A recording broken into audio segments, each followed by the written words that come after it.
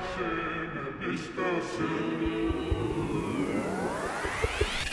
bën edhe e bën të drejtje, ta kriminella.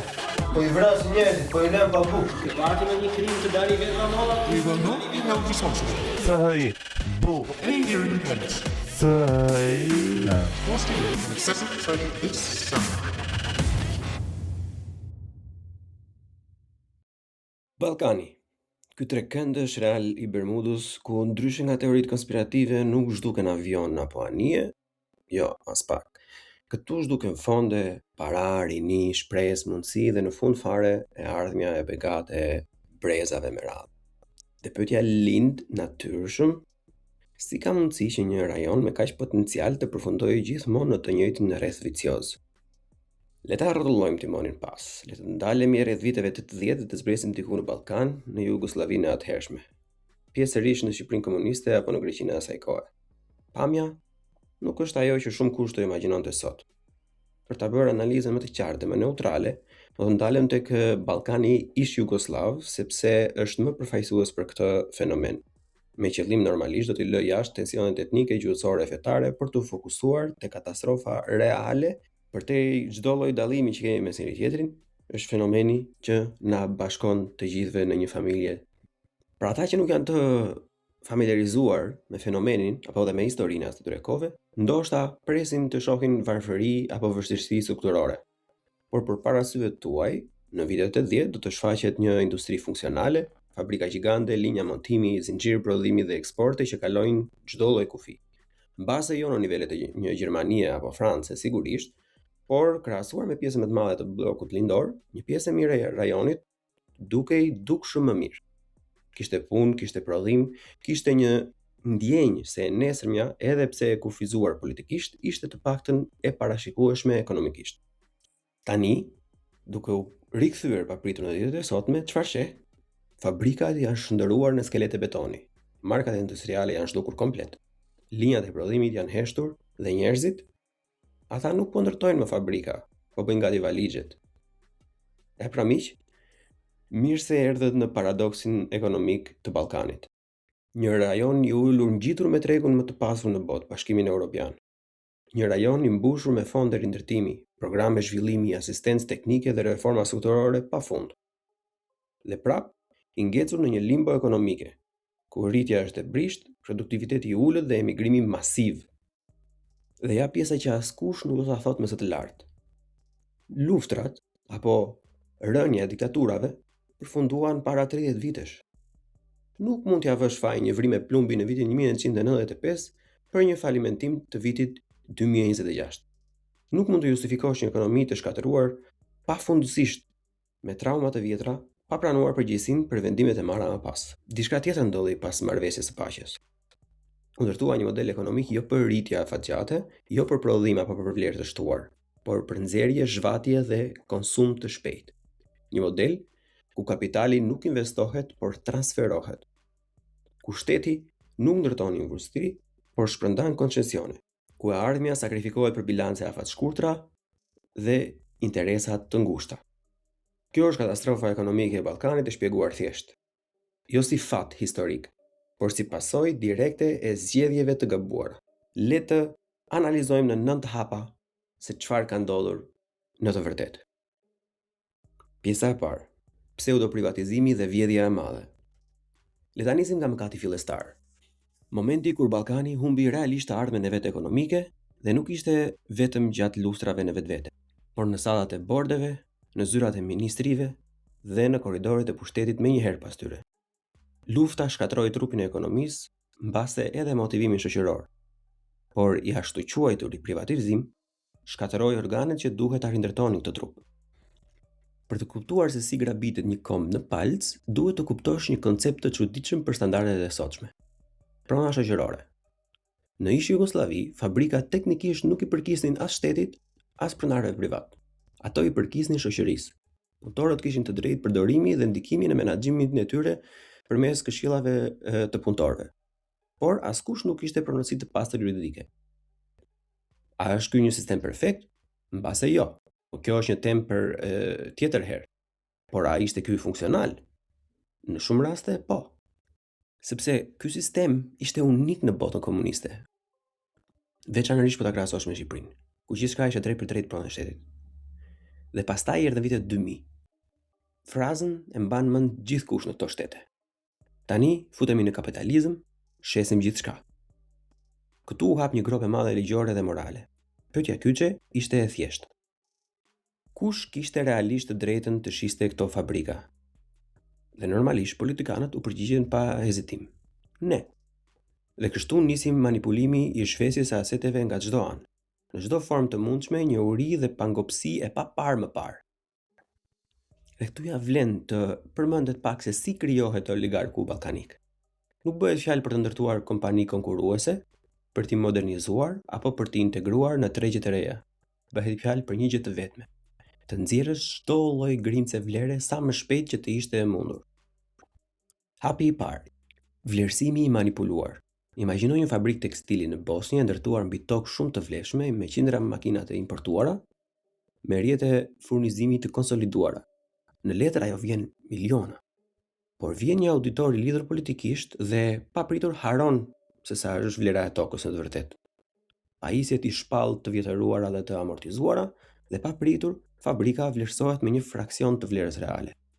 Letra flet, realiteti hesht. Hapi i dytë është njeriu i brendshëm. Ne i njohim këtë. Njoftimi për ankand publikohet fshehurazi në gazeta që nuk i lexon askush, me afate të pamundura. Informacioni real qarkullon vetëm gojë me gojë.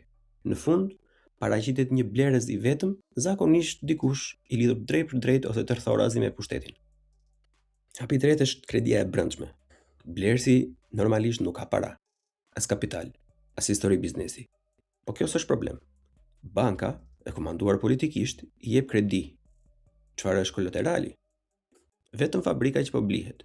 Në një sistem normal financiar, kjo do të sillte hetime penale. Në Ballkan, procedurë standarde. Dhe hapi 4 i krijimit të oligarkut është kanibalizimi. Punëtorët pushohen, pajisjet shiten për skrap, magazinat çmontohen për bakër e hekur, toka rizonohet dhe ushitet ndërtuese. Ekonomia prodhuese zhduket, paraja e zhveshur mbet, dhe lind një tajkun, siç i thonë amerikanët, një person jashtëzakonisht i pasur që ka një fuqi super të madhe. Dhe qindra familje përfundojnë në rrugë. Në disa pjesë të Bosnjës dhe ish republikave jugoslave u provua dhe privatizimi me kupona. Qytetarët morën certifikata që përfaqësonin pjesë të vogla pronësie në ish ndërmarrje shtetërore. Por shumica e tyre nuk i kuptonte tregjet financiare dhe kishte nevojë për paratë menjëhershme. Brokeri informal dhe fonde investimi i blen kuponat për pak lek, morën kontrollin e kompanive dhe i zhveshën po njësoj si insiderat. Dekada pasurie kombëtare u shitën për para, për bukë dhe për të mbathur. E po të imagjinosh një punëtor fabrike në Kragujevc, që ndërtonte makina prej dekadash, në fund të viteve 80 ishte pjesë e një klase të mesme solide. Në mesin e viteve 2000, fabrika ishte zhdukur. Dhe shpërblimi i tij, do thoni ju, disa mira të vogla gjithsej. Askush nuk do të punësonte një punëtor të moshës së mesme në një kompani të shëmbur industriale. Dhe kështu e futet në ekonominë e zezë. Bëhet taksist pa leje, ruan ndërtesa bosh, jeton ditë pas dite, e ndërsa shef politikan që kalojnë në makina luksoze pranë shtëpive të papërfunduara. Një briz i tërë mësoi një mësim brutal, që puna nuk shpërblehet, ama lidhjet dhe rjeti po. Dhe pikërisht këtu shkatarohet përfundimisht besimi i një shoqërie të drejtësia, të shteti dhe të ideja se mund të ndërtoshin të ardhmen me ndershmëri. Hallka e dytë, zbrazja e madhe dhe ikja e njerëzve. Kur ekonomistët flasin për Ballkanin, zakonisht përqendrohen te PPP-ja dhe normat e rritjes, grafikët shumëgjyrshme e të tjera budalliqe të këtij lloji. Por ata janë duke u fokusuar te numri i gabuar. I vetmi numër që ka vërtet rëndësi është regjistrimi i popullsisë, sepse pa njerëz, çdo rritje ekonomike është një statistikë boshe në vetvete. Rajoni po përjeton një kolaps demografik aq të rënd sa disa demograf e quajnë depopullizim i heshtur. Jo me tanke dhe me plumba, por me bileta autobusi, kontrata pune sezonale dhe bileta një drejtimshme avioni. Është një luftë pa zhurmë, por me pasoja po aq shkatëruese. Çfarë përmasash ka ky eksod? Bullgaria, edhe pse jo ish jugoslave në kuptimin politik, është një nga vendet që po të kuret më shpejt në botë. që nga rënja e komunizmit ka humbur rreth 2 milion banor. 2 milion jetë njerëz. 2 milion histori, 2 milion boshllëqe. Kudo, në rrugë, qerdhe, kopësht, shkolla, kafe. Por Bosnia në fakt është ndoshta rasti më i dhimbshëm emocionalisht. Sot, pothuajse aq bosnjak jetojnë jashtë vendit se sa brenda saj. Qytetet e tëra ekzistojnë më shumë si grupe në Facebook, WhatsApp apo Viber, që në fakt janë të shpërndarë në Austri, Gjermani, Suedi dhe Shtetet e Bashkuara të Amerikës, sesa si hapësira reale me zëra fëmijësh në jetë të përditshme. Në Serbi zvogëlohet popullsia me 10 mira çdo vit. Është sikur çdo vit të zhdukej në heshtje një qytet i mesëm nga harta, pa ceremoni, pa alarm, pa reagim serioz institucional. Dhe nuk janë vetëm fshatrat e humbura në male, po bushatisen rajonet të tëra, qytete industriale, që dikur ishin krenare, me thënë drejtën, periferit urbane që sot jetojnë vetëm nga kujtimet. Dëmi më i madh nuk është vetëm se sa njerëz po ikin, por kush po ikën. Ballkani, pa e kuptuar, ka ndërtuar një tubacion perfekt që subvencionon ekonomitë dhe sisteme shëndetësore të vendeve më të pasura europiane. Shtete si Serbia, Shqipëria apo Maqedonia e Veriut shpenzojnë 10 mira, pastaj miliona lek apo euro apo dinar për të nxjerrë në dritë një mjek. Nga shkolla fillore, gjimnazi, universiteti, specializimi, këto para vijnë nga taksat që paguajnë pensionistët për bukë dhe familjet që mezi mbijetojnë me rroga modeste. Dhe në momentin kur diploma printohet, shumë prej tyre japin një provim gjuhe dhe largohen. Gjermania merr një mjek të trajnuar për shembull, sipas standardeve të larta, Ballkani nuk merr asnjë. As kompensim, as investim kthyes, as strategji. Është një transferim masiv i heshtur dhe i vazhdueshëm i kapitalit njerëzor nga vendet e varfra drejt atyre të pasura. E keni pyetur ndonjëherë veten pse shumica e censusve bëhet gjatë verës? Vizito Shqipërinë, vizito një fshat të varfër në Serbinë Lindore, Kosovë, Bosnia, në Korrikë etj. Për një çast të duket sikur je në Monaco. Makina luksoze, targa zviceriane, vila të mëdha me porta premieri. Këta janë gastarbeiter. Janë emigrantët që kthehen për pushime. Por ja kthesa e dhimbshme. Askush nuk jeton aty në fakt. Për 11 muaj në vit dritaret janë të mbyllura, oboret bosh dhe rrugët pa zë. Fshatrat janë të heshtur. Lagjet e tëra ekzistojnë vetëm si monumente të betonizuara të largimit. Dhe ata që mbeten e përthithin një mesazh të rrezikshëm. Nëse ke mbetur këtu, ke dështuar. Ky presion psikologjik është shkatërrues. Ai vret çdo ide për ndërtimin e një të ardhme aty ku je, sepse suksesi matet vetëm me ikjen. Dhe jo më kot, shumica e karrigeve kanë frikë nga numrat. Situata është bërë aq e ndjeshme sa disa qeveri hezitojnë dhe të bëjnë regjistrimin popullsie. Maqedonia e Veriut e vonoi gati për 20 vite censusin, sepse përqindjet etnike prekin drejt për drejt pushtetin politik dhe arkitekturën shoqërore. Në Bosnjë rezultatet e regjistrimit janë politikisht radioaktive, sepse ndikojnë përfaqësimin, financimet dhe kontrollin e institucioneve. Por pas këtyre justifikimeve, fshihet e njëjta frikë, se numrat do ta thonë hapur atë që të gjithë ndjejnë, se vendet për të cilat dikur u luftua, u sakrifikua dhe u vu gjak, po shndrohen dal nga dal në guacka boshe. Pa njerëz, pa besim dhe pa perspektiv, asnjë shtet nuk mund të mbijetojë. Ekziston vetëm në letër. Hallka e tretë. Partia shtet dhe feudalizmi nëpërmjet Wi-Fi. Në perëndim, njerëzit i bashkohen një partie politike, le të themi në shumicën e rasteve, se ka dhe raste të izoluara, sepse u pëlqen politika e taksave, modeli social apo qëndrimi ndaj klimës. Në Ballkan, shumë kush i bashkohet partisë politike që të mos mbetet pa bukë. Këtu fillon kurthi klientelist, motori më i fuqishëm i korrupsionit rajonal. Pyetja është e thjeshtë: si funksionon kjo makineri? Partitë e kanë fragmentuar shoqërinë në mikrozona, lagje, pallate, madje edhe hyrje specifike. Një kapiten lokal i partisë, ose siç e njohim në Shqipëri një patronazhist, është përgjegjës për një rrugë apo një pallat. Ai e di shumë mirë se kush banon katën e 4 dera Majtas. E di që djali ka nevojë për një praktik pune, e di që gjyshja pret prej muajsh një aprovim për operacion. Dhe një ditë roket në derë dhe i thot: "Ne mund të të ndihmojmë, por na duhet mbështetja jote." Edhe mbështetja nuk do të thotë vetëm votë. Në raste më të erdha, gazetarë dhe hetues kanë dokumentuar presionin që votuesit të fotografojnë fletën e votimit si provë besnikërie. Autobusët tërë njerëzit transportojnë 10 apo 100 kilometra për mitingje, ku shpërblimi është thjesht një sanduiç dhe një shishe ujë. Pak a shumë si sufllaqexhin të njohur shqiptar. Punëtor me paga minimale detyrohen nga shefat partijak të shfaqen nga frika se mos u mbasin vendin e punës. Ky sistem ka nevojë për një rezervë të pafund vendesh pune për të shpërndarë si shpërblim politik. Prandaj sektori publik zgjerohet pafund. Bosnia është shembull i ekstrem. Një presidencë me 3 antar, një duzinë qeverish në parlament, në nivelet ndryshme qindra ministra, mijëra zëvendës, këshilltar dhe agjenci. Çdo institucion kthehet në pronë partie. Nëse një parti kontrollon telekomin, e mbush me kushurinë, tjetra ka pyet, e mbush me nipër. Një tjetër merr spitalet me mbesa dhe kështu me radhë derisa shteti pushton së qeni shtet dhe shtërohet në një feudalizëm modern të lidhur jo me kuaj, por mes Wi-Fi dhe databazave. Tani kurioziteti logjik pas kësaj është se si financohet kjo lloj kasapane, përmes prokurimeve publike. Një qytet shpall një tender, rruga 1 milion euro. Në teori kompanitë konkurrojnë. Në realitetin e një shteti të kapur, tenderi shkruhet aq specifik sa kualifikohet vetëm një firmë e vetme.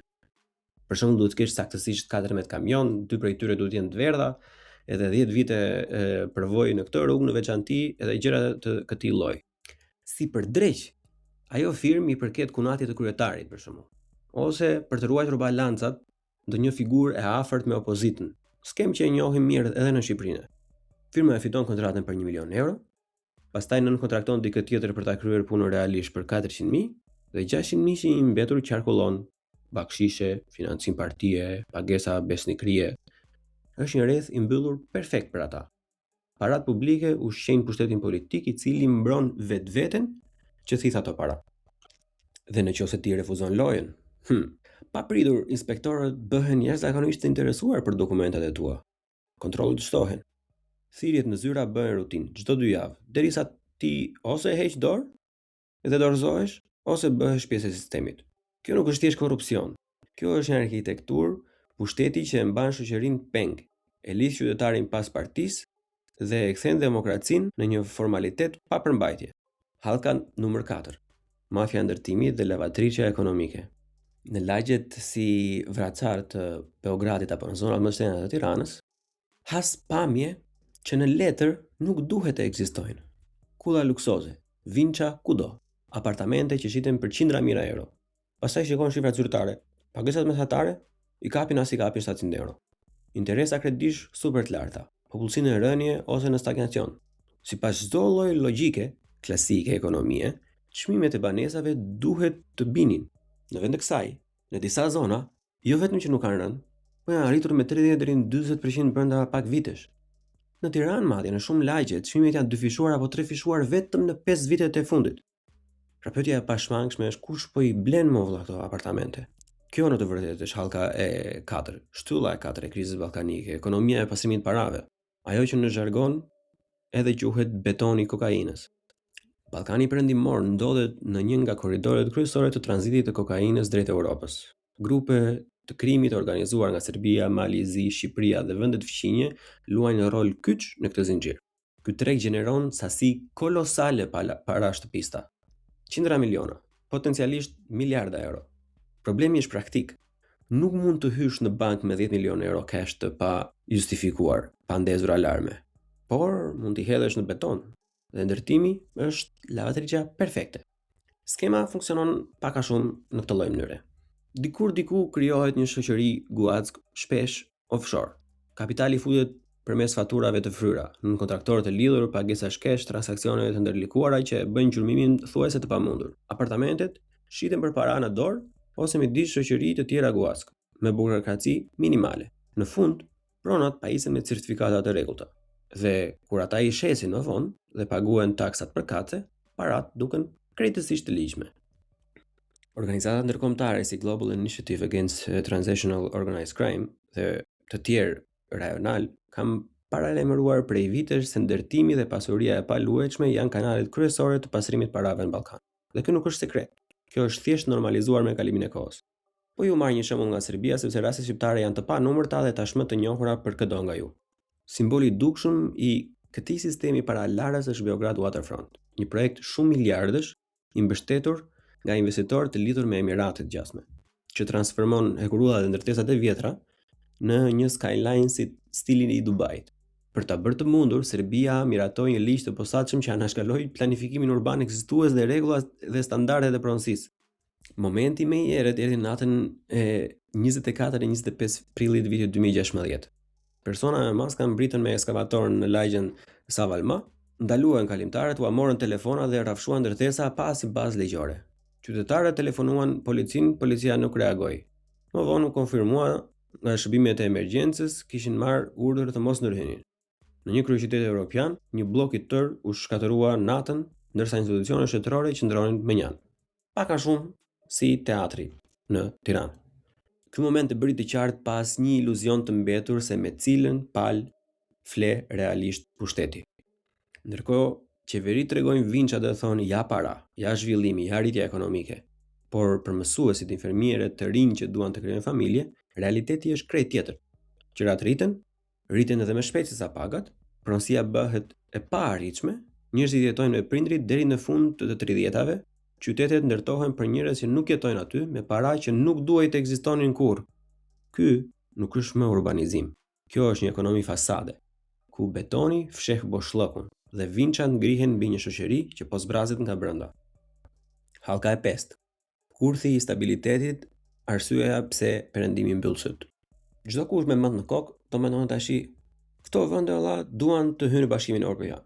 Marrin miliarda euro fonde për asistencë. Pse Bashkimi Evropian nuk e ndal të korrupsion sistematik? Përgjigjja, edhe pse e pakëndshme, në shumicën e herëve është nuk e ndal sepse e toleron, sepse janë palë. Shumë shkencëtar politik këtë model e quajnë stabilokraci. Qeveri me prirje autoritare pranohen dhe mbështeten për aq kohë sa garantojnë një gjë të vetme, që situata mos të shpërthejë. Për gati 2 dekada, marrëdhënia mes qeverive perëndimorëve dhe të fortëve ballkanik ka funksionuar mbi një bazë të heshtur. Mesazhi është i qartë dhe kur nuk thuhet hapur. Ne nuk do të bezdisim shumë për kapjen e mediave, rrjetet klienteliste, zgjedhjet problematike apo drejtsinë selektive. Ti në këmbim do na garantosh 2 gjëra. E para, nuk ka luftë, mbajnë në kontroll tensione teknike, mos e destabilizo rajonin. Dhe e dyta, s'ka valë refugjatësh. Ti do të shërbesh si një zonë tampon për flukset migratore drejt Bashkimit Evropian. Për sa kohë ky stabilitet ruhet, rrëshqitja demokratike lihet me njan në praktik. Krizat ekzistojnë në raporte, por pasojat reale janë inekzistente. Dhe normalisht, pasoja kryesore e kësaj marrëveshje të heshtur është realiteti absurd që shumë shtete të Ballkanit kalben në dhomat e pritjes së antarësimit. Slovenia hyri në Bashkimin Evropian në 2004, Kroacia në 2013. Pas kësaj zgjerimi praktikisht është ngrirë. Maqedonia e Veriut është shembull më brutal. Ata ndryshuan dhe emrin kushtetues për të zgjidhur konfliktin me Greqinë, por negociatat u bllokuan sërish, herë nga Franca, herë nga Bullgaria për çështje gjuhësore, historia apo identiteti. Mesazhi për qytetarët u bë brutal dhe i thjeshtë. Sado reforma të bëhen, antarësimi mbetet i largët dhe i pasigurt. Liderët ballkanik pasaj e mësuan shpejt ta përdorin këtë hezitim si armë politike. Kur kritikohen nga Brukseli, përmendin Moskën apo Pekinin. Në shkruajnë marrëveshje infrastrukturore, blejnë pajisje, shfaqen publikisht me miq të tjerë. Shifet, nuk jemi vetëm. Dhe kur Europa e shtrëngozi xhirin, bëjnë ai ligj kështu pro LGBT, nisma mjedisore, fasadat e tjera progresiste për treguar që ne jemi në anën e dur. Por këto manovra nuk janë reforma, janë teatr diplomatik. Këto premtime dhe ëndra integrimi janë realisht pa asnjë garanci konkrete dhe nuk prodhojnë asnjë gjë të prekshme për qytetarin. Përkundrazi, shërbejnë si bazament politik për partijtë shtet, të cilat konsolidojnë edhe më shumë pushtetin, ndërsa shoqëria zhgënjehet dhe ndihet e tradhtuar nga aleatët perëndimor. Nisma si Open Balkan e promovuar nga Serbia, Shqipëria dhe Maqedonia e Veriut paraqitin si alternativë pragmatike, lehtësinë tregëtie, lëvizje e lirë e njerëzve, integrim rajonal. Mbështetësit flasin për rritje ekonomike. Kritiket paralajmërojnë se ajo rrezikon të forcojë edhe më tej elitat ekzistuese, duke anashkaluar mekanizmat mbikëqyrës dhe të kushtëzimit të BE-s. Që kjo marrëveshje është kryesisht e padobishme dihet gjerësisht, por edhe Europa nuk ofron një alternativë reale molla. Vetëm kritikat e përgjithshme dhe refrenin se kjo nuk është zgjidhja e duhur. Në letër, gjithçka duket perfekte. Kanë agjenci antikorrupsion, ligje moderne, gjykata të harmonizuara me standardet e Bashkimit Evropian, por në praktik institucionet mbeten të kapura. Emërtimet janë partijake, zbatimi i ligjit është selektiv. Fasada është europiane, ama skeleti brenda mbetet i kalbur në çdo mikroqelisë të tij përbërëse. Dhe kështu, në emër të stabilitetit, perëndimi mbyll syt, elitat forcohen dhe shoqëritë ballkanike mbeten të ngrira mes premtimit evropian dhe realitetit feudal që nuk merr fund. Hallka e 6. Ekonomia koloniale moderne. Nëse dëgjon komunikata zyrtare që ekonomia polarizon, sepse investimet e huaja direkte janë shpesh në nivele rekord, vijnë fabrikat më dhathon. Mira vende pune. Rrallë herë po, zakonisht jo. Shpesh janë thjesht pallavra politike. Sepse pyetja e vërtet nuk është se kush po vjen, por çfarë lloj investimi po vjen. Ballkani perëndimor është pozicionuar në heshtje si punishtja e lirë e Europës. Oferta për investitorët është brutalisht e thjeshtë. Ejani këtu vlla. Pagesat janë të ulta, punëtorët janë të dëshpëruar, rregullat fleksibël dhe ne do ju paguajmë madje që të na punësoni. Pjesa që nuk thuhet publikisht, por që kuptohet qartë është kjo. Punëtorët nuk do të ankohen, sepse nuk kanë ku të shkojnë. Në fasadë duken të lirë, në praktik janë të zvendësueshëm dhe të shtypshëm. Po sistemi i subvencioneve është një nga politikat industriale më të çuditshme, më destruktive të Europës moderne. Një prodhues i huaj thot, po mendojmë të hapim një fabrikë në qytetin tuaj. Qeveria thot, patjetër mo, ja vllai, tok falas, do ja ndërtojmë dhe rrugën e aksesit, do ju përshpejtojmë lejen dhe do ju subvencionojnë në rastin më të keq, po edhe për vendet e punës. Në raste si Bosnia apo Serbia, në praktik këto subvencione shkojnë shpesh deri në 5 apo 15.000 euro për punëtor, pavarësisht nga rajoni dhe interesi politik. Kur një punëtor paguhet, le të themi 400 deri në 500 euro në muaj, një subvencion për 10.000 euro mbulon një pjesë të madhe të pagës së tij për 1 ose 2 vitet e para. Rreziku për investitorin është minimal. Kostën e merr publiku. Punëtori mbetet në pagë minimale dhe pa siguri, pa perspektivë, pa asnjë lloj gjëje. Për më tepër ky lloj modeli prodhon pothuajse ekskluzivisht punë montimi në nivel të ulët, nuk dizajnojmë motorë, nuk është se zhvillojmë teknologji apo shkruajmë software. Lidhim kablo, vidhosim pjesë, paketojmë këpucë, rroba, brek, mbathje për tregjet e Europës perëndimore. Bakri vjen nga Gjermania, plastika nga Azia, copa nga Italia, produkti përfundimtar kthehet përsërish në perëndim. Fitimet mbeten jashtë dhe rrogat e ulta mbeten brenda. Bile për t'i mbajtur investitorët të kënaqur, mbikëqyrja e të drejtave të punës shpesh është e butë, deri në inekzistente madje. Media ka raportuar raste ku punëtorët ankohen për kushte ekstreme, orare shenjërzore, presion konstant, ndëshkime për mungesa mjekësore, pushime nga puna për fjalë sepse i kthejnë fjalën shefit, ka pasur dhe pretendime se punëtorët janë dekurajuar të shkojnë në tualet, janë shtyrë të përdorin pelena për të rritur, për të mos ndërprerë ritmin e prodhimit. Normalisht kompanitë i kanë mohuar këto lloj akuzash, por historia mbeti si simbol. Edhe kur çdo detaj nuk provohet, perceptimi mbetet. Dhe ai perceptim flet për brishtësinë ekstreme të punëtorit. Rasti emblem pasaj është fabrika e këpucëve të Geox në Vranj. Mori subvencionet më të mëdha, hapi një fabrikë, punsoi 1.000 punëtor, kryesisht gra.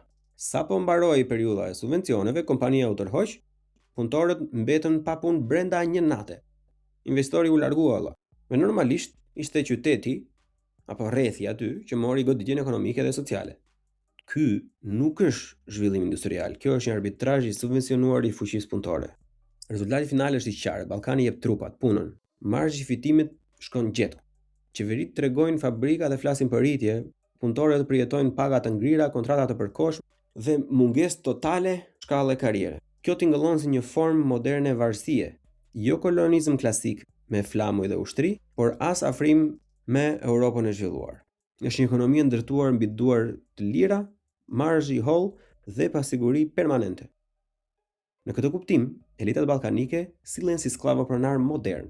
Nuk e shesin kapitalin e tyre njerëzor, por e japin me qira për përfitimet e tyre të drejtë për drejta, ndërsa shoqëria paguan çmimin afatgjat. Hallka e 7, me një shembull, rruga drejt Askundit në Malnezi, karta kineze e kreditit.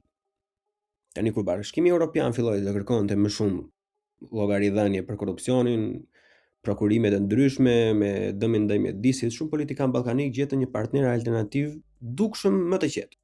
Kina, një partner që ofron para të mëdha, shpesh pa shumë pyetje dhe pa leksione morale. Për shumë qeveri, Kina u shfaq si një bankomat gjigant.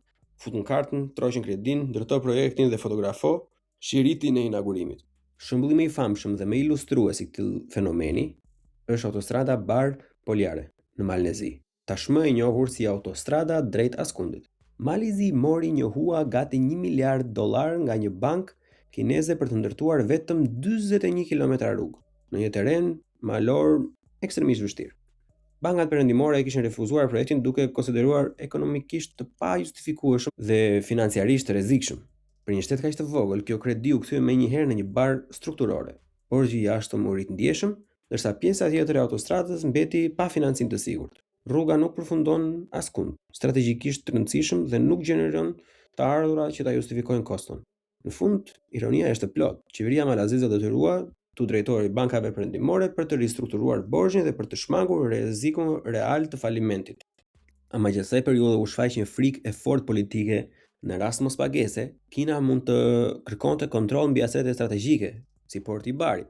Edhe pse kontratat janë të ndërlikuara dhe jo plotësisht transparente, një gjë është e qartë. Kjo marrëveshje i jep Pekinit ndikim të madh financiar dhe politik, pa kaluar përmes mekanizmave të zakonshëm demokratik të kontrollit publik. Por problemi nuk është vetëm borxhi. Autostrada kalon pranë zonave të mbrojtura natyrore, që përfshin krykën e lumit Tara, një nga kanonet më të thella në Europë, dhe normalisht aktivistë mjedisorë kanë dokumentuar dëme serioze ekologjike nga punimet. Dhe kjo nuk është histori e izoluar. Në Serbi investitorët kinezë kanë ruajtur vende pune në sektorin industrial, por janë akuzuar vazhdimisht për ndotje të ajrit, shkelje të standardeve mjedisore dhe mungesë transparente. Modeli përsëritet, projekte të mëdha, kontrata të errta, mbikëqyrje minimale dhe kosto afatgjata i kalohen shoqërisë. Në thelb, shumë liderë ballkanik kanë pranuar një pakt të heshtur me elektoratin e tyre. Sot do të sjellim punë, beton dhe projekte madhështore. Nesër juve do paguani borxhin, dëmin mjedisor dhe humbjen e sovranitetit ekonomik që ne e bëm. Po, juve do ta paguani. Kredia është marrë në fundit, fotot janë bërë, shiriti është prerë, fatura reale nuk ka ardhur ende plotësisht. Dhe si zakonisht nuk janë ata që do e paguajnë. Hallka e para fundit, teta, valvurat e sigurisë. Pse nuk ka revolucion? Se këtu vjen çdo gjë pastaj. Se deri tani tabloja duket si fair, korrupsion, zgjedhje, ndotje, varfëri. E normalisht, çdo njeriu do i lindë pyetja, pse njerëzit nuk dalin masivisht në rrugë valla? Pse nuk digjen parlamentet, pse nuk shfaqet revolta masive? Përgjigjja qëndron te dy valvulat e sigurisë, dy mekanizma që mbajnë presionin poshtë pikës së shpërthimit. E para është ekonomia gri. Statistika zyrtare të papunësisë shpesh flasin për 30 apo 35%. Nëse kjo do ishte e vërtet plotësisht, shumë familje nuk do të mundin të ushqeshin, por nuk po vdesin urje. Si ka mundësi? Sepse një pjesë e madhe e ekonomisë është informale, jashtë librave dhe statistikave. Taksistë që nuk e regjistrojnë aktivitetin, hidraulik që paguhet cash, parukëria që punon mbrëmjeve pa faturë. Nuk shfaqen statistika, por mbijetojnë. Nuk kanë mbrojtje të plotë sociale apo të drejtat garantuara, por nuk ndodhen në mjerim absolut. Kjo zonë gri është një amortizator social. Mesazhi kulturor është i qartë. Mos prit nga shteti, mbao vet. Ky mekanizëm i jep sistemit kohë dhe stabilitet për të shpërndarë presionin. Studimet e Bankës Botërore FMN dhe institucioneve rajonale tregojnë se në disa vende të Ballkanit, ekonomia informale mund të përbëjë 20 deri në 40% të aktivitetit total ekonomik. Janë shifra të çmendura fare nëse e mendon. Valvula e dytë pasaj është paraja që vjen nga jashtë, remitanca. Ky është grafiku më i rëndësishëm dhe më pak i dukshëm për publikun, remitanca. Në Kosovë, Bosnjë, Maqedoninë e Veriut dhe Shqipëri, parat që dërgojnë emigrantët nga Zvicra, Gjermania, Austria, Norvegjia apo ku diun, shpesh arrin edhe në 15% të PBB-s, e në disa vende edhe më shumë. Këto para nuk janë thjesht shuma statistikore. Ato paguajnë qera, bukë, veshje, ngrohje. Pa këto dërgesa, konsumi familjar do të binte ndjeshëm. Kërkesa do të shëmbëj dhe ekonomitë lokale do të hynin në një krizë të thellë. Remitancat janë valvula financiare që stabilizon familjen dhe ekonominë, duke shpërndarë tensionin që mund të shpërthente ndryshe në protesta. Për klasën politike të korruptuar, emigracioni shpesh lidhet si tipar, jo defekt. Kush largohet? Të rinj, të arsimuarit, ambiciozët dhe të zemëruarit. Pikërisht ata që në vende të tjera ndezin protestat e mëdha. Kur ikin, marrin në veten dhe ankesat dhe energjinë për ndryshim. Kush mbetet?